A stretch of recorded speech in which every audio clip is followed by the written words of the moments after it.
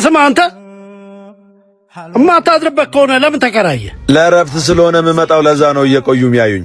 የት ነው የምትኖረው? ክፍለ ሀገር ነው የምኖረው። እዛ በየጊዜው ወጣቶች ስለሚታፈሱ ነው እዚህ የምመጣው። ከስንት አንዴ መተህ ለምታድርበት አይወደድብህም? አልቤርጎ አይሻልም? እዚህ ችግር ቢፈጠር የእርሶ ቤት ትልቅ ስለሆነ ማንም አይዳፈሩትም። እዚህ ይሻለኛል። መሸሽህ ነው። ለመኖር አገርን የሚጠላ ትውልድ በዝቷል። በእኛ ጊዜ አገርን ቀጥ ለማድረግ ራሳችን ነበር የምንሄደው። እርሶ የት ግንባር ነበሩ?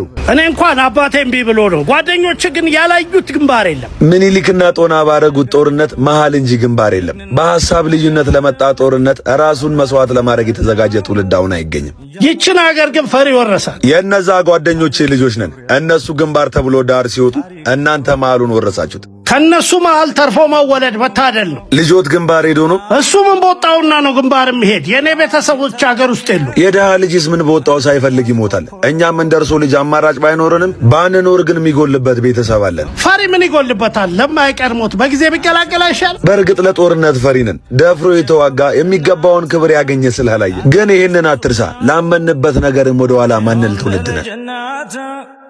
ታጠቂ በገመድ ልጅሽን አሞራ እንጂ አይቀብረውም ዘመድ አይቀብረውም ዘመድ